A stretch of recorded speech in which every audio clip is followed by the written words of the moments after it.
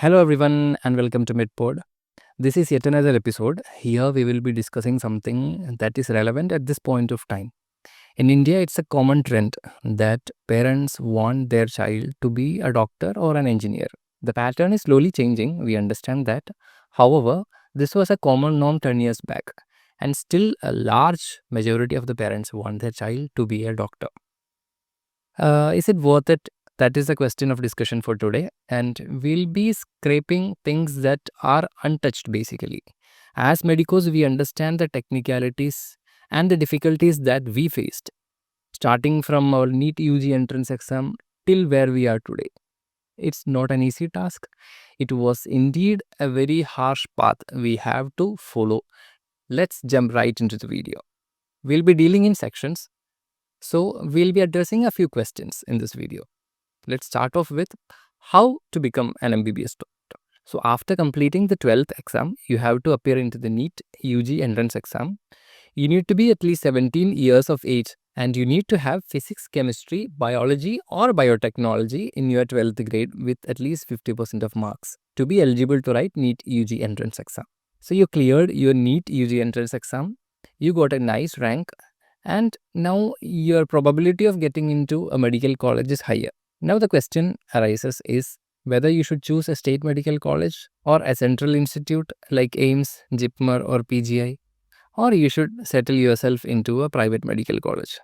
So these are the basic questions that come into the mind, and a lot of videos are there which have addressed this issue. We won't be going into that. We'll be dealing with things like, is this the life-changing moment? This is a common misconception among the parents as well as the students that once they get admitted into a medical college, they'll be sorted.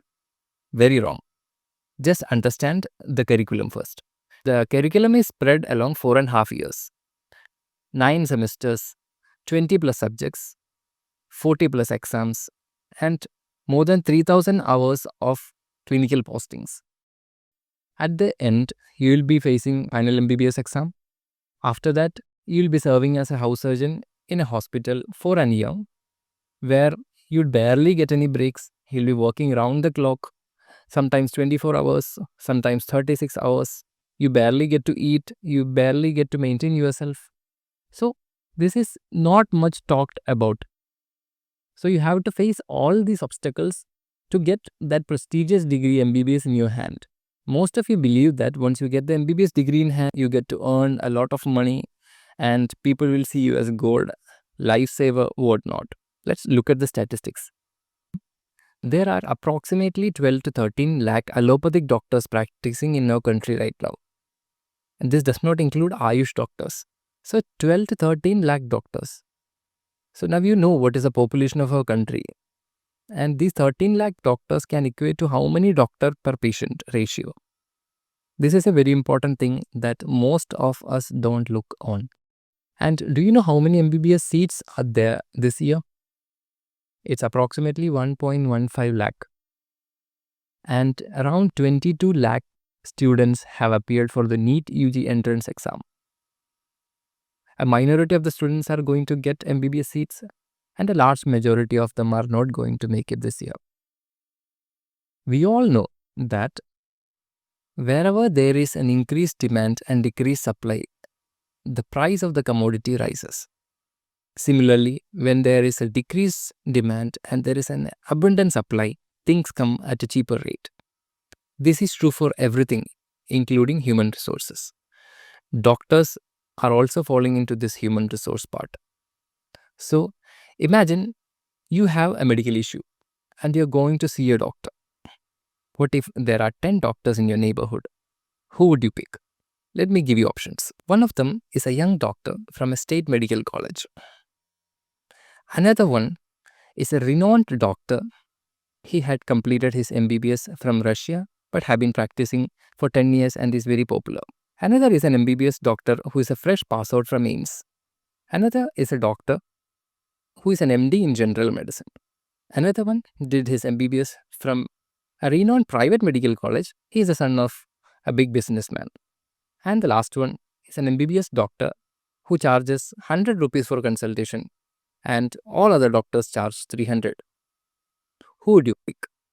There is always this dilemma whether to choose AIMS or JIPMER or PGA or a renowned state medical college, or to pursue MBBS from India or from foreign, or to do just MBBS or go and get yourself an MD or MS degree.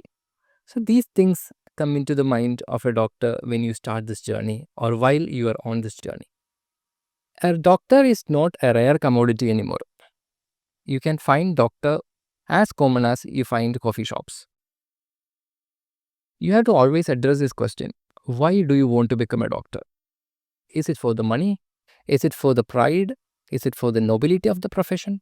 Is it for the respect that others are going to give it to you? Then guys, I would say you will soon get disappointed. I'll address each of this issue in a little bit of detail. The pay scale of doctors in India are not very high. If you're coming with the expectation that you are going to earn in lakhs immediately you pass MBBS, you're going to be in big agony, because fresh doctors in India earn barely anything. As a matter of fact, post MBBS in most cities, you will be earning close to maybe 40,000 or 45,000 per month. Second thing, the nobility of the profession. Being a doctor is too noble, but it comes at a cost. Being a doctor, the public will expect you to do certain things for them, especially for free. It is quite common for a doctor to get calls at night, get reports sent in WhatsApp to you, maybe from friends, maybe from relatives of relatives, and they expect you to answer those questions. And it barely comes with any remuneration or recognition. The respect with the profession. Doctors are respected worldwide, and it's the same in our country too. But doctors are respected only to the limit when the patient or the attender lose their patience. Once you have completed your MBBS degree, it's always a competitive environment and you will want to pursue an MD or an MS. Otherwise, what? Others will call you that you are just a plain MBBS doctor. So this peer pressure and the pressure from their surroundings, neighbors, relatives keep you in a position that you will have to go forward and pursue an MD or an MS. Again, it's back to square one. You are sitting for another competitive entrance examination, and now you have to compete with the top of the top. So you'll be writing your MDMS entrance examination and you will get a decent rank and you are admitted to 3 years of torture and slavery. MD is altogether a different scenario. Now you remember in house urgency how you were. 24 hours of duty, no breaks in between. This is almost 2x or 3x of your house urgency. You will barely get to stay out of the hospital, interact with people outside the hospital, and have some quality time for yourself. You barely even get time to sleep. But the interesting part is you'll be getting your stipend by the end of the month. Around 40 to 45,000 rupees coming in hand, but you'll not be getting enough time to spend that money on. In private medical colleges, they take fees which is much more than the stipend that they pay you.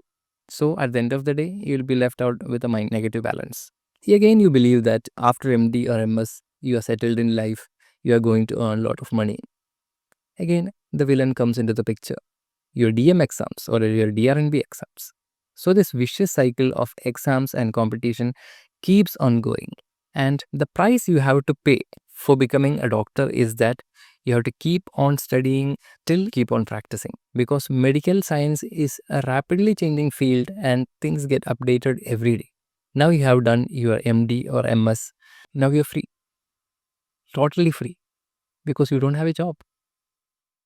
Suddenly a job gets dropped in the market and it comes with a decent pay. You apply for the job. 30 or 40 other doctors have also applied for this job. What are the chances that you will get this job? So this is another thing that is barely talked about when it comes to doctors. With the recent increase in number of seats and more than a lakh of students passing out as doctors every year, do you think the path is going to be easy for you or the new doctors in general? In the current scenario itself, most of the subjects post MD or MS itself are very much saturated. Being a doctor is the noblest thing that can ever happen. And it comes with a lot of pride and with pride and power comes responsibility. The path is not easy as you think. It is going to be a lot harder than you ever believed in. At the end of the day, it's always your decision to become a doctor. Obviously, there are a lot of successful and famous doctors in this country, and doctors have always been the central pillar of our nation, who saved us from a lot of pandemics, who is leading the way for the development of the country and also the health and well-being of this nation. If you have the perseverance, I would say go forth and pursue it. You will never regret it. But if you blindly believe that this is going to be an easy task and you have cleared the entrance exam and now you are a doctor, you are more wrong than ever. Do your research today, discuss with your peer groups and your parents and relatives. Talk to someone who is in this field or who know about this field and make an informed decision. I believe this video addressed most of the things that are usually not addressed, and please share this with someone who wishes to be a great doctor in future. All the best to the students who made it this year and all the best to the students who are going to pursue it further and make it in the future. Please like, share and subscribe and leave a comment below so that we would know what topics you would like us to discuss about. Adios.